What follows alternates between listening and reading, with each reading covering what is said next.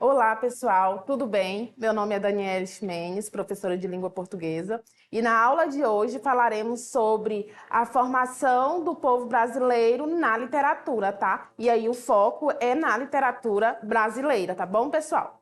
E aí, você com certeza, se já tiver assistido outras aulas minhas, eu sempre trago essa linha do tempo aqui, que mostra os estilos de época na literatura brasileira. Lembrando que na aula de hoje nós focaremos apenas na literatura brasileira, sem fazer um paralelo com a literatura portuguesa, em questão de escola literária, movimento literário.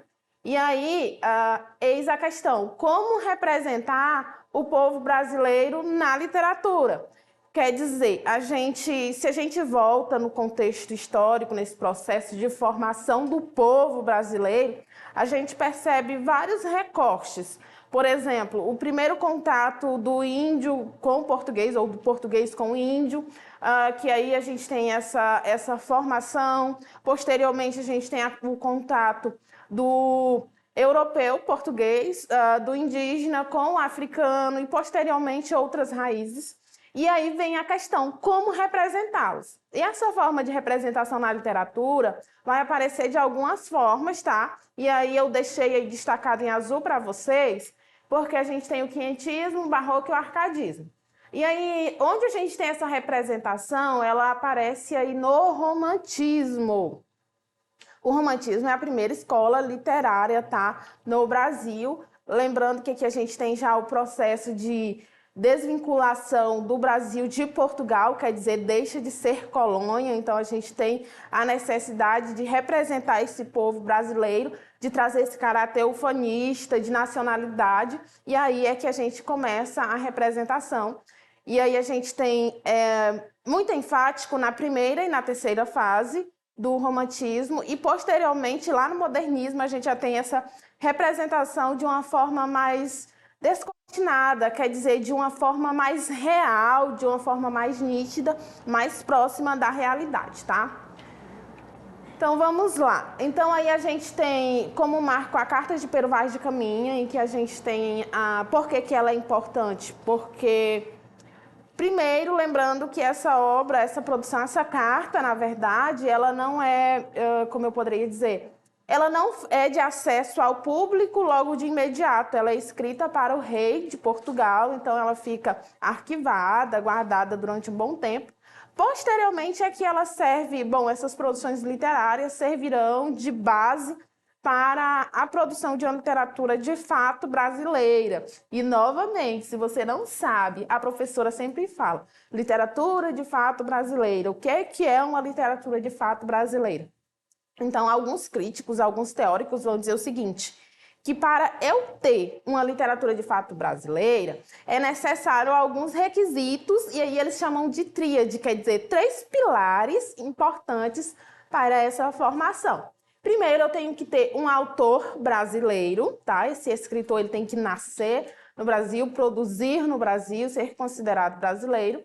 Depois, eu preciso de uma obra produzida e publicada no Brasil, tá? E eu também preciso de um público leitor brasileiro, quer dizer, se eu não tenho uma comunidade leitora no país, eu não tenho uma literatura aí de fato brasileira. Tudo isso atrelado ao contexto do texto literário, das características estéticas, das funções sociais do texto literário, tá bom? Então, no romantismo, a gente tem esse início de representação, e aí a carta ela serve como base, principalmente na primeira geração.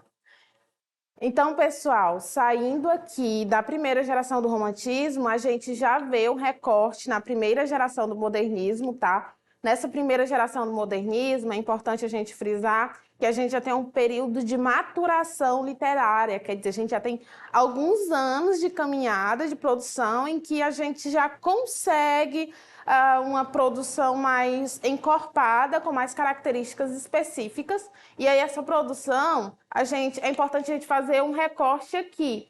porque a gente tem a prosa e o verso, né, no modernismo.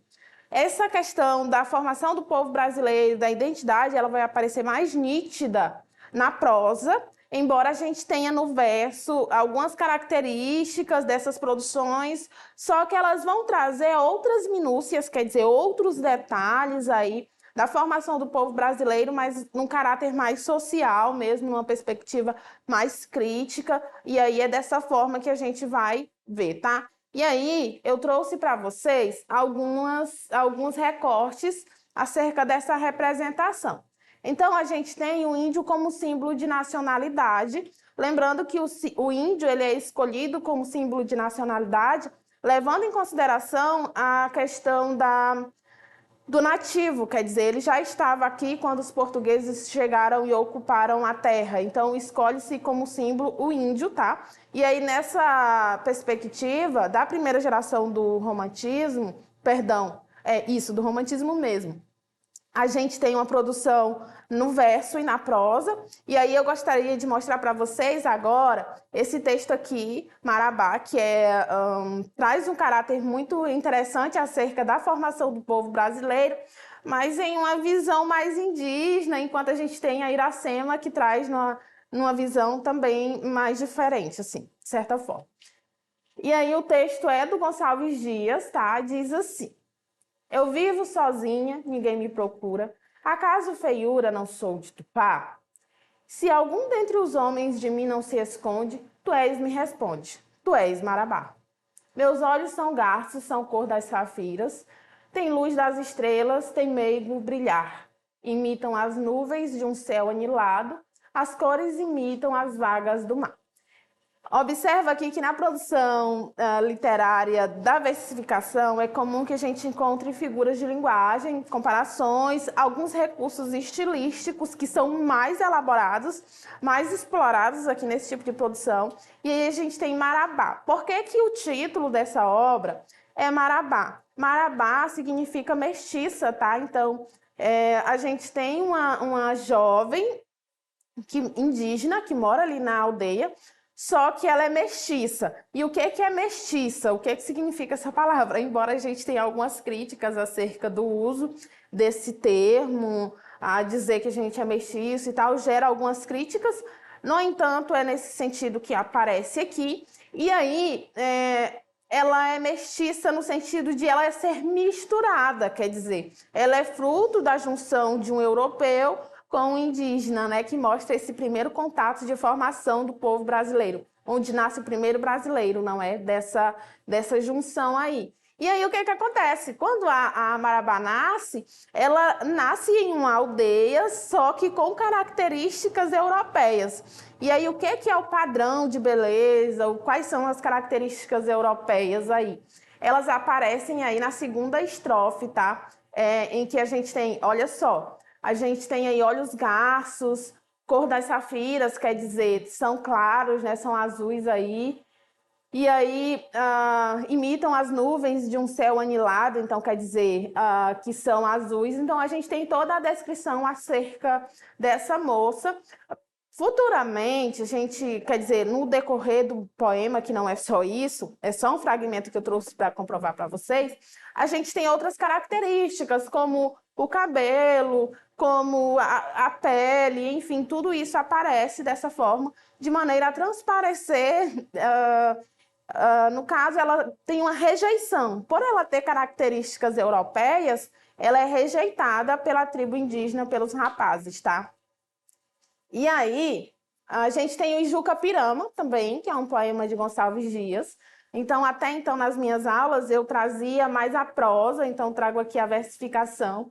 Então, o Ijuca Pirama, ele é representado aqui como um símbolo de nacionalidade, e aí a gente vai observar ao longo da leitura, não só desse texto, mas de outros, alguns termos específicos aqui dos indígenas, de línguas indígenas, que a gente até desconhece o significado, tá? Vamos lá. Ijuca Pirama, poema de Gonçalves Dias.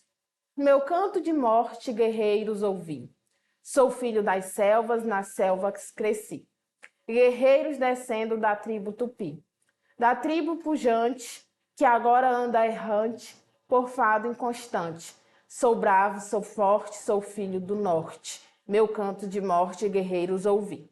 Então, observa aqui que a gente tem aí uma retratação desse índio inserido no seu, na sua área de desenvolvimento ali na aldeia. E aí tem no decorrer dessa obra, que inclusive é curta, se você quiser ler, é super interessante, mostra aí essa questão do guerreiro, das características de conflitos entre as tribos, então aparece, tá?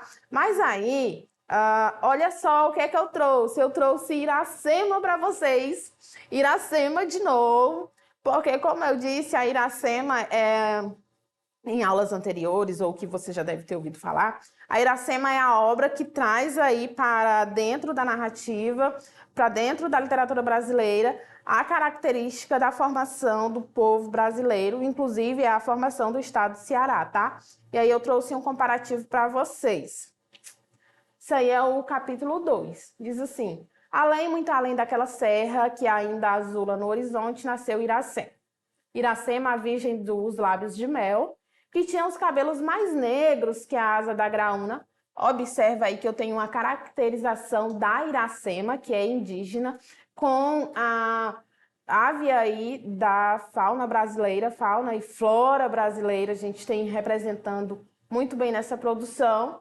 E aí, em seguida, continua, tá? E mais longos que seu talhe de palmeiras. O favo da jati não era doce como seu sorriso, nem a baunilha recindia no bosque como seu hálito perfumado.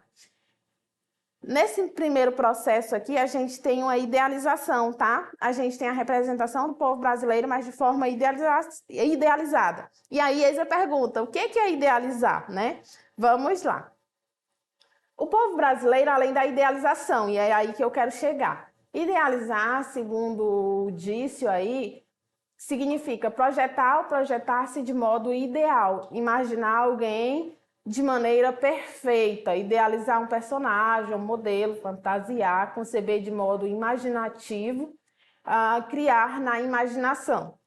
Então, observa, no romantismo a gente tem essa formação do povo brasileiro de forma idealizada, bonita, perfeita, pronta. Idealizada quer dizer daquilo que eu imagino que seja o ideal, que seja o correto, que seja o bonito e tal. Vai aparecer nessa produção, tá? E aí, posteriormente, no modernismo, a gente já tem um descortinamento,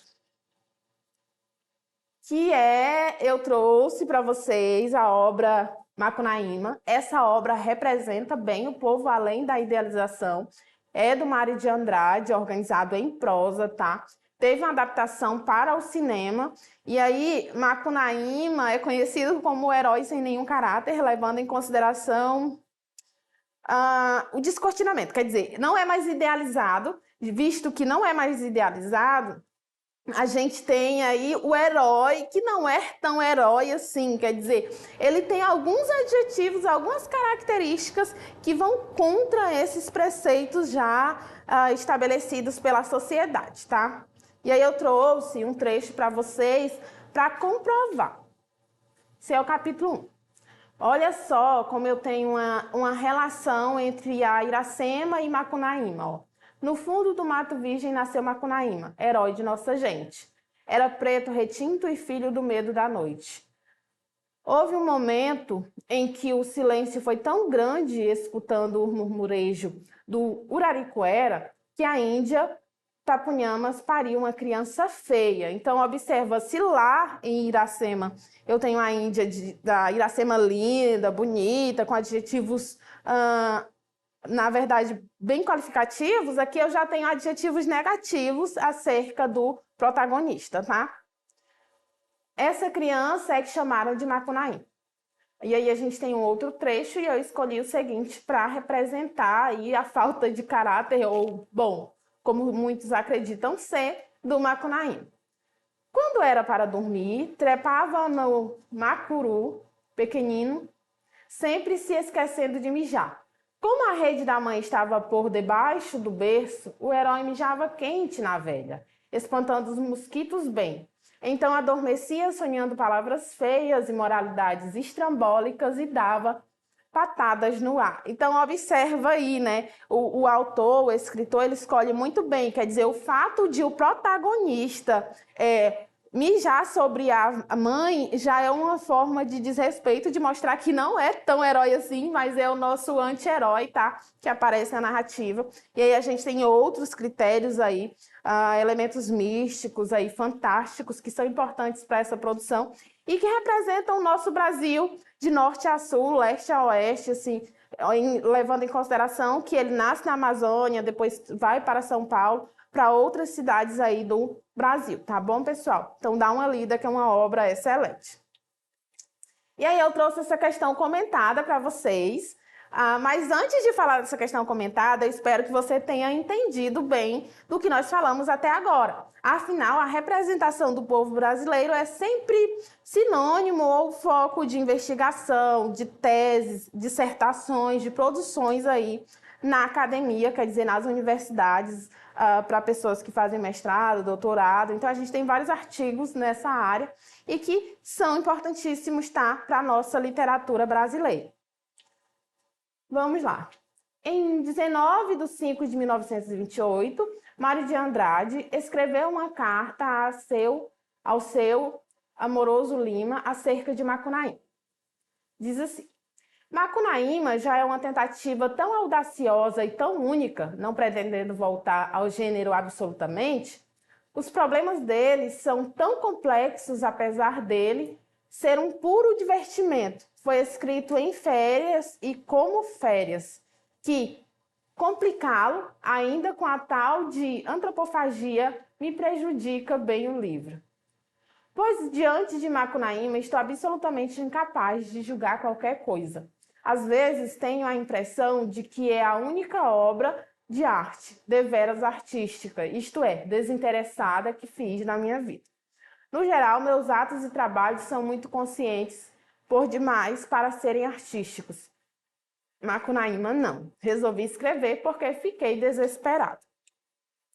De comoção lírica, quando lendo o Gutenberg, percebi que Macunaíma era um herói sem nenhum caráter, nem moral, nem psicológico. Achei isso enormemente comovente, nem sei porquê, de certo pelo ineditismo do fato, ou por ele concordar um bocado bastante com a época nossa, não sei.